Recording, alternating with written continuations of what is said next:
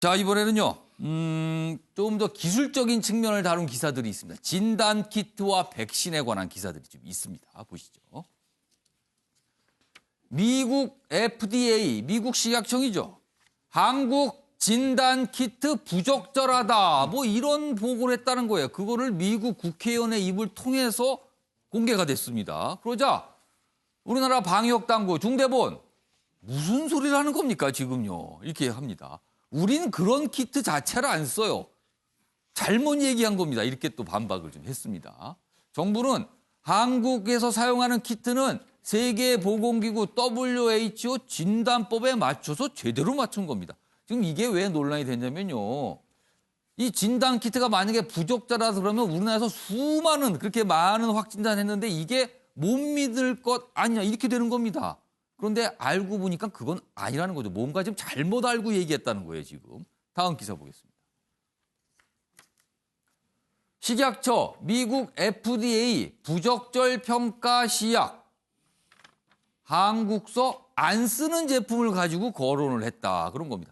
그러니까 지금 이런 이 진단키트가 여러 업체에서 만들잖아요. 제약회사들도 등등등해서. 그런데 미국에서 이걸 공인을 받기 위해서 이렇게 여러 가지 제출하는데 그중에서 우리나라가 쓰지 않는 게 제출됐는데 미국 식약청에서 이걸 가지고 뭐 얘기를 한 거예요. 그러니까 뭔가 번지수가 틀렸다는 겁니다. 지금 얘기하는 게.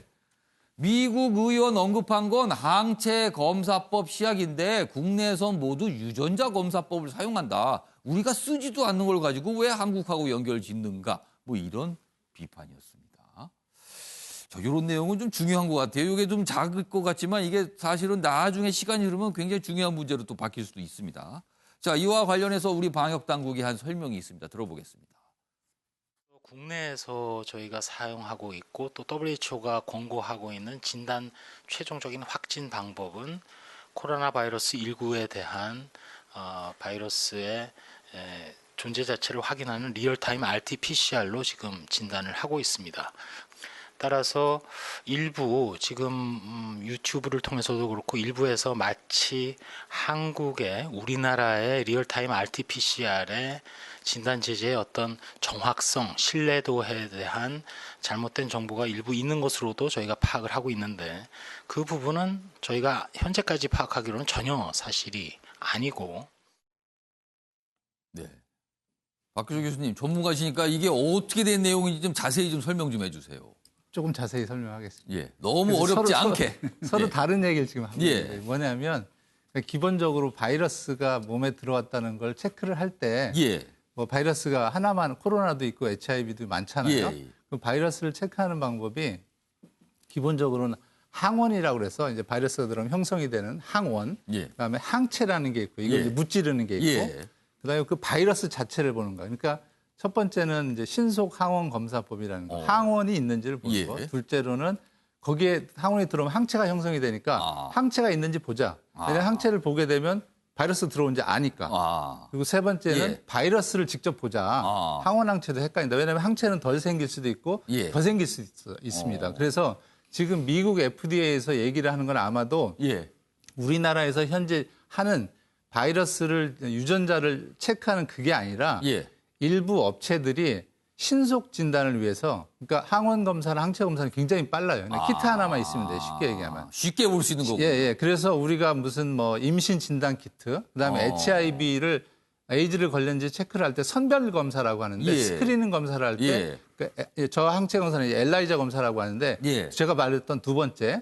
그래서 그거를 국내 업체가 FDA에 신청을 했나 봅니다. 근데 그거는 우리나라가 지금 공식적으로 쓰고 있는 게 아니네요. 제가 세 번째로 얘기한 유전자 증폭, RT-PCR 검사법이 아닌 거죠. 그럼 그 우리가 지금 하고 있는 거는 바이러스를 직접 들여다보는 겁니까? 유전자를 뽑아서 바이러스를 보는 겁니다. 네, 그래서 뭔가 좀 서로 다른 걸 가지고 얘기한 거네요. 그러니까 우리가 얘기하는 거는요. 차로 치면 페라리를 얘기하는 거고요. 예. 아주 좋고 성능이 좋은 예. 차고 그거는 임시로 잠깐 차는 리어카 아니면은 뭐 조금 더 그래서 서로 지금 다른 키트가 있는데 예. 그렇다고 항원검사법, 항체검사법이 나쁘냐 그건 아닙니다. 빨리 볼 수 있고 대신에 이제 민감도 특이도라고 해서 예. 잘 맞추느냐 안 맞추냐가 있는데 예. 항원검사 이런 건 빨리 보는 대신에 잘 맞추지 못합니다. 그러니까 간접적으로 본다고도 할 수 있겠네요. 맞습니다. 그래서 우리가 지금 하는 RT-PCR, 예. 그러니까 유전자 증폭 검사법은 세계적으로 가장 좋은 검사법이고 WHO나 다른 나라에서 하고 있다. 그냥 그렇게, 뭐 잘못된 논란이네요. 그냥. 그러니까 서로 다른 얘기를 지금 하는 겁니다. 그러니까 검진하는 방법은 간접적으로 바이러스가 몸에 들어왔을 때 생기는 항체를 파악해서 보는 방법, 그리고 아니면 직접적으로 그 바이러스를 보는 방법인데 우리는 직접적으로 바이러스를 확인합니다. 근데 지금 앞에서 미국 FDA가 얘기한 거는 항체를 봐서 파악하는 건데 이건 쉽고 간단하게 할 수 있는데 이걸 문제 삼았는데 그거 아니랍니다, 지금. 예, 참고로 그래서 신종플루 때도 예. 항원 신속검사법을 썼는데 초기에 쓰다가 빨리는 볼 수 있지만 정확도가 떨어지기 틀릴 때문에 수가 틀리고 있으니까요. 이제 RT-PCR를 한 경우가 있습니다. 그래서 그게 나쁘다는 게 아니고 장단점이 있다 이렇게 보시면 되겠습니다. 뭐 쓸데없는 얘기를 해서 괜한 논란을 만든 거네요, 지금. 그래서 아닌 아마 걸로. 하원에 계신 분이 뭔가 의사 소통이 잘못되지 않았을까? 뭔가 미국 FDA 그리고 미국 현지 국회의원 간에 뭔가 의사소통의 문제, 뭔가 오해, 잘못된 내용 뭐 이런 것 같습니다, 지금. 그래서 아무튼 어제 이런 설명들이 좀 나왔습니다. 괜히 또 이런 거 나오면 또 트집 담는 나라들이 있어요. 이런 걸 가지고 꼭 한국이 왜 이렇게 확진을 많이 하는가라는 걸 괜히 좀 그렇게 보시는 나라가 혹시 있을까 해서 이런 걸 또 어제 자세하게 좀 설명을 하긴 했습니다. 자, 이번에는요. 백신과 관련된 내용 좀 보겠습니다. 지금 각국에서 백신 개발, 치료제 개발 열심히 하고 있다는 소식은 계속 들려오고 있는데 아직까지 뚜렷한 성과는 아직은 아닌가 봅니다. 그런데요. 그 과정에서 이런 얘기가 있습니다. 독일 기업 개발 중인 코로나 백신, 트럼프 미국 대통령 자금을 미끼로 독점에 눈독을 들이고 있다. 자, 지금 상황에서 어떤 의학, 제약 업체가 백신을 완성했다라고 가정해 보겠습니다. 엄청난 수요 아닙니까? 그리고 그 백신을 개발한 그 기업, 그리고 그 백신을 확보한 국가는요, 엄청난 어떻게 보면 의학적인 힘을 갖게 되는 겁니다. 지금 그 상황이에요. 자, 여기 독일 언론이 보도했는데 독일 정부와 미국 정부가 뭔가 경쟁을 벌이고 있다. 이런 얘기입니다. 자, 그럼 구체적으로 어떤 경쟁인지 좀 보겠습니다. 여기 보면 독일의 한 회사가 있습니다. 지금 백신을 연구하고 있어요. 근데 그 회사의 CEO 다니엘 메니첼라 큐어백 최고 경영자가 지난 2일 백악관에 초청이 됐답니다. 이 독일 연구 업체의 CEO입니다. 자, 초청을 받아서 트럼프 대통령과 마이크 펜스 부통령 그리고 미국 제약업체 관계자들을 두루 만났다고 합니다. 그래서 지금 나오는 얘기는 여기서 무슨 투자를 더 해주겠다, 자금을 더 줄 테니까 나중에 어떻게 뭐 이런 얘기가 오가지 않았겠냐는 거예요. 그러자 이 내용을 알게 된 독일 정부 호락호락 잊지 않겠다는 겁니다. 여기 보시면 자국 기업의 백신 독점권을 미국에 내어주지 않을 태세다. 독일 보건부 대변인이 이렇게 얘기합니다. 연방정부는 독일과 유럽에서 코로나19에 대응하는 백신과 활성 물질이 개발되고 있다는 사실에 관심이 많다. 이겁니다. 중요한 거는 독일과 유럽에서 뭔가 개발되고 있다는 거 우리 지대한 관심사다. 그래서 지금 미국과 유럽이 이 백신과 관련해서 치열한 경쟁을 물밑에서 하고 있다. 이런 얘기도 나오고 있습니다. 요것도 이제 박규수 교수님 간단하게 하고요. 그다음에 네. 최영철 편집위원 두 분께 좀 질문 좀 드릴게요. 네. 진짜 백신 개발 어떻게 되고 있는 겁니까? 지금 보시다시피 예. 거의 뭐 영화의 한 장면처럼 저렇게 서로 각국에서 경쟁이 붙고 있고요. 신종플루 때도 예. 이제 그 오히려 백신 회사가 정부가 오히려 백신 회사에 와서 요청을 하는 막 예. 가불이 바뀌는 거죠. 예. 그래서 지금 그렇게 지금 상황도 진행이 되고 있고 예. 미국, 영국, 뭐 독일 다른 나라 모든 나라 지금 백신 개발하고 있고 우리나라에도 15개국 정도가 백신을 개발하고 있는데 우리나라도요 지금. 예. 하고 있는데 다만 지금 문제는 백신이라는 게 예. 바로 치료제는 좀 빨리 되지만 백신은 전임상 특히 이제 일상 뭐 복잡한데 동물 실험 예. 그다음에 안전성 예. 효과성 그다음에 이제 대조군 실험, 그다음 허가 등 이렇게 뭐 복잡한 이른바 1상, 2상, 3상 뭐 네, 이렇게 얘기합니다, 네, 네. 지금요. 그 과정이 예.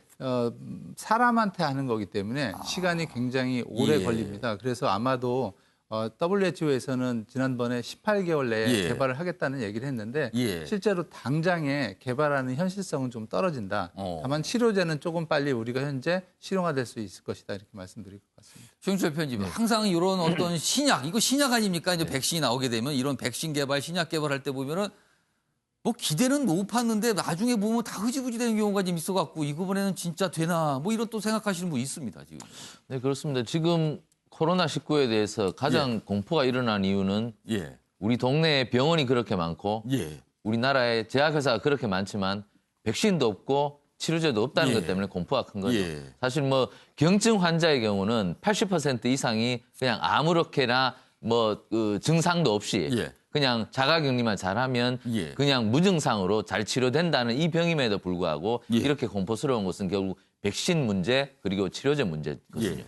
그렇지만 이것이 또 우리 제약회사들이 쉽게 달려들 수 없는 이유는 이거 만들어 놓으면은 이게 끝나버리니까 경제성이 없다는 부분에서 문제가 많다는 것이죠. 그렇다면 예. 이 경제성 없는 백신이나 예. 바이러스에 대한 치료제 부분에 대해서는 예. 국가가 어느 정도 R&D 부분에 좀 투자를 하는 이런 재정 투자가 필요하지 않을까. 매일 메르스 끝나고 나서 재정 투자할 걸 신종플루 끝나고 나서 재정 투자를 좀 해야 될 걸 이렇게 후회하지 말고 이제부터는 국민 보건을 위해서 재정 투자가 좀 선도적으로 이런 부분에 대해서는 백신이나 치료제 부분에서 조금 투자가 필요하지 않을까. 항상 소 잃고 외양간 고치는 그러한 정책보다는 지금 먼저 선도적으로 가서 국민들에게 예. 불안감을 해소시키는 정부의 정책적 노력이 필요하다고 생각합니다.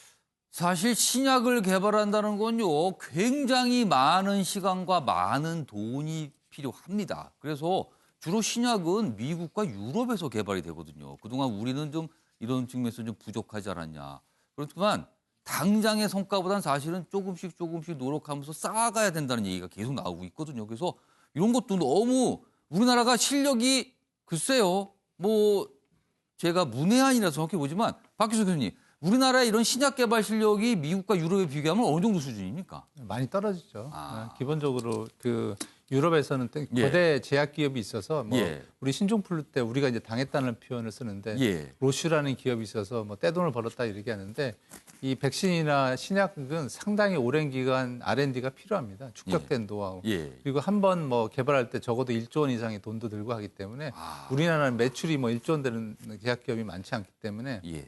한순간에 할 수 있는 게 아니기 때문에 상당히 오랜 기간 노력이 필요합니다. 연구비가 하나 개발에 1조씩 드니까 그게 웬만한 기업은 뭐 감당할 수가 없겠군요. 그러니까 이게는 진짜 오래 보고 천천히 가겠다는 생각이 있어야지만 아마 성과가 날 수 있는 분야가 아닌가 합니다. 아무튼 지금 전 세계 지금 이런 경쟁도 있다는 내용도 오늘 좀 담겨 있습니다.